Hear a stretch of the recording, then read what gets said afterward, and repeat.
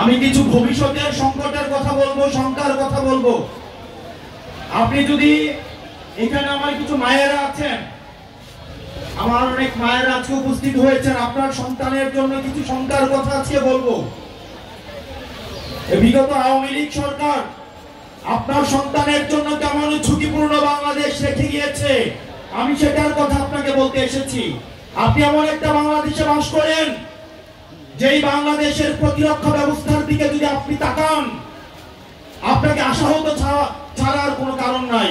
আপনি স্কুলে যাবেন পড়াশোনা শিখতে, কিন্তু হাসিনার অব্যবস্থাপনার বিমান এসে আপনার সন্তানকে মেরে দিয়ে যাবে। আপনি যদি বাংলাদেশের মানচিত্রের দিকে তাকান, বাংলাদেশের মানচিত্র তিন দিক থেকে ঘিরে রয়েছে ভারত। রক্তচক্ষু দিয়ে ভারত বাংলাদেশের দিকে তাকিয়ে রয়েছে। এক পাশে রয়েছে যুদ্ধ অবস্থায় বিদ্যমান মায়ানমার, আরেক পাশে রয়েছে জলরাশি বঙ্গোপসাগর। দুর্ভাগ্যজনক বিষয়, বাংলাদেশের এখনো পর্যন্ত যথাযথ কোনো প্রতিরক্ষা ব্যবস্থা নাই। যেখানে ভারত S-400 আয়রন ডোম রয়েছে, আমাদের কোনো এয়ার ডোম নাই, আমাদের কোনো আয়রন ডোম নাই, আমাদের সাবমেরিন নাই, আমাদের I-to-I air two air missile নাই। আমরা ভারতের যে অস্ত্র রয়েছে, পার্শ্ববর্তী দেশের যে ধরনের প্রতিরক্ষা ব্যবস্থা রয়েছে, আমাদের বাংলাদেশের প্রতিরক্ষা ব্যবস্থা বলতে কিচ্ছু নাই। আমরা কথায় কথায় ভারতের সাথে আমরা যুদ্ধ ঘোষণা করি, মুখ দিয়ে যুদ্ধ হয় না। প্রিয় গাজীপুরবাসী তরুণ প্রজন্ম, আমাদের আত্মরক্ষার জন্য আমাদের যুদ্ধের প্রয়োজন নাই। আমরা শান্তি চাই, কিন্তু আমাদের আত্মরক্ষার জন্য আমাদের আধুনিক অস্ত্র প্রয়োজন রয়েছে। আমাদের জেট বিমানের প্রয়োজন রয়েছে, আমাদের আধুনিক সাবমেরিনের দরকার রয়েছে, আমাদের অতি দ্রুত আয়রন ডোমের দরকার রয়েছে। সেজন্য আমাদের আধুনিক এই প্রতিরক্ষা ব্যবস্থা ঢেলে সাজাতে হবে।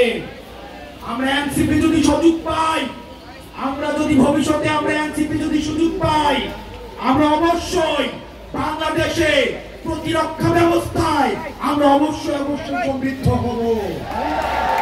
প্রত্যেকটা ঘরে ঘরে আমাদের এই যুদ্ধ সম্পর্কে, আমাদের এই প্রতিরক্ষা ব্যবস্থা সম্পর্কে সন্তানদেরকে সচেতন করতে হবে।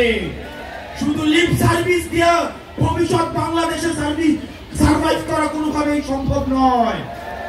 হাসিনা আর্মিকে একটা রাজমিস্ত্রিতে পরিণত করেছে, কনস্ট্রাকশন কোম্পানিতে পরিণত করেছে। আমাদের আর্মিকে যুগোপযোগী এবং আধুনিক করতে হবে। সেটির জন্য আমাদের সেনাবাহিনীর যথাযথ এবং বিশ্বমানের প্রশিক্ষণের মধ্য দিয়ে, বিশ্বমানের অস্ত্র দিয়ে, বিশ্বমানের প্রযুক্তি দিয়ে আমাকে এই সেনাবাহিনীকে ভবিষ্যতের বাংলাদেশের প্রতিরক্ষার জন্য প্রস্তুত করতে হবে। পুলিশ সংস্কার কমিশন আমাদের অতি দ্রুত বাস্তবায়ন করতে হবে। না হয় দেখা যাবে আমাদের পুলিশের যারা কনস্টেবল রয়েছে, এসআই রয়েছে, তাদেরকে আবার কোনো না কোনো সময় রাজনৈতিক লাঠিয়াল হিসাবে তাদেরকে ব্যবহার করা হবে। সেজন্য পুলিশ ভাইয়েরা, আমরা আপনাদেরকে বিনীতভাবে অনুরোধ করব, আপনারা আর কোন লাঠিয়াল বাহিনী হয়েন না। আপনারা বাংলাদেশ পন্থী পুলিশ হন। আমরা এনসিপি প্রতিজ্ঞা করছি, আমরা কোন পুলিশকে রাজনৈতিক ভাবে ব্যবহার করতে চাই না। পুলিশ বিএনপির হওয়ার দরকার নাই, এনসিপির হওয়ার দরকার নাই।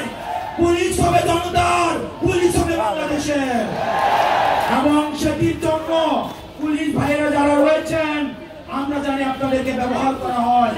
যেই সরকার আসে, সেই সরকার আপনাদেরকে ব্যবহার করে। আর কিছু ধান্দাবাজ উপরের দিকের অফিসার রয়েছে, তারা আমাদের পুলিশ ভাইদেরকে তারা লাঠিয়াল হিসেবে ব্যবহার করে। অতি দ্রুত পুলিশ সংস্কার কমিশন বাস্তবায়নের মধ্য দিয়ে আমাদের পুলিশকে অবশ্যই অরাজনৈতিক ভাবে তাদেরকে ফাংশন করার সুযোগ দিতে হবে।